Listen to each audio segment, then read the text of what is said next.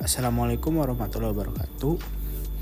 Di sini saya dan juga teman saya akan menjelaskan tentang anggaran pendapatan dan belanja negara atau APBN. Saya Ella Muhammad Raga dan teman saya Muhammad Rafiq Khairullah.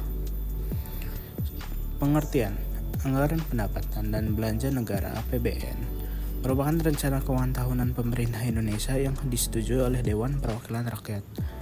APBN berisi daftar sistematis dan terperinci yang memuat rencana penerimaan dan pengeluaran negara selama 1 tahun anggaran 1 Januari sampai 31 Desember.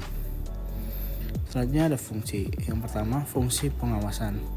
Anggaran negara harus menjadi pedoman dalam menilai apakah kegiatan penyelenggaraan pemerintah negara sesuai dengan ketentuan yang telah ditetapkan.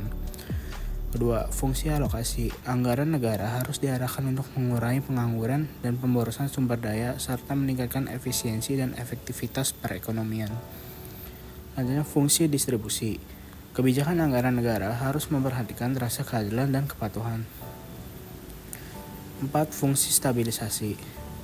Memiliki makna anggaran pemerintah menjadi alat kontrasepsi, pemelihara, dan mengupayakan keseimbangan fundamental perekonomian. Kelima, fungsi otorisasi.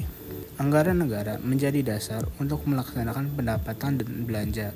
Dengan demikian, pengeluaran atau pendapatan bertanggung jawab kepada rakyat. Selanjutnya, fungsi perencanaan. Anggaran negara dapat menjadi pedoman bagi negara untuk merencanakan kegiatan pada tahun tersebut. Bila suatu pembelanjaan telah direncanakan sebelumnya, maka negara dapat membuat rencana-rencana untuk mendukung pembelanjaan tersebut. Selanjutnya tentang struktur akan dijelaskan oleh teman saya. Yang pertama ada belanja negara. Belanja pemerintah pusat adalah belanja yang digunakan untuk membiayai kegiatan pembangunan pemerintah pusat, baik yang dilaksanakan di pusat maupun di daerah. Yang kedua ada pembiayaan negara. Besaran pembiayaan negara dipengaruhi oleh beberapa faktor, yakni asumsi dasar makroekonomi, kebijakan pembiayaan, kondisi dan kebijakan lainnya. Yang ketiga ada pendapatan pajak.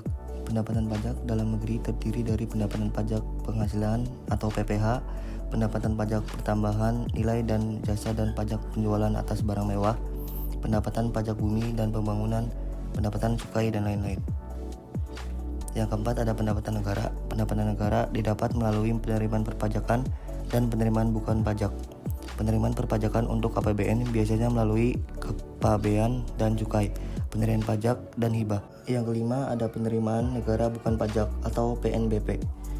Pendapatan negara yang tidak berasal dari pajak, PNBP merupakan sumber pendapatan negara yang terpisah dari sistem perpajakan. Yang terakhir ada penyusunan APBN. Proses penyusunan dan penetapan APBN dapat dikelompokkan dalam 2 tahap, yaitu pembicaraan pendahuluan antara pemerintah dan DPR dan pengajuan pembahasan dan penetapan APBN. Selanjutnya ada prinsip yaitu dibagi 3. Ada prinsip anggaran dinamis, prinsip anggaran fungsional, dan prinsip anggaran defisit. Di sini saya ingin menjelaskan prinsip anggaran dinamis. Yang pertama ada anggaran dinamis absolut apabila tabungan pemerintah TP dari tahun ke tahun terus meningkat.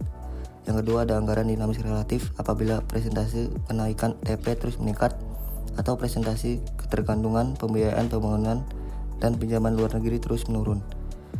Terus ada prinsip anggaran fungsional. Anggaran fungsional berarti bahwa bantuan atau pinjaman LN hanya berfungsi untuk membiayai anggaran belanja pembangunan atau pengeluaran pembangunan dan bukan untuk membiayai anggaran belanja rutin. Yang terakhir ada prinsip anggaran defisit. Anggaran defisit ditentukan yang pertama ada pinjaman LN tidak dicatat sebagai sumber penerimaan melainkan sebagai sumber pembiayaan. Yang kedua ada defisit, anggaran ditutup dengan sumber pembiayaan DN ditambah sumber pembiayaan LN atau bersih.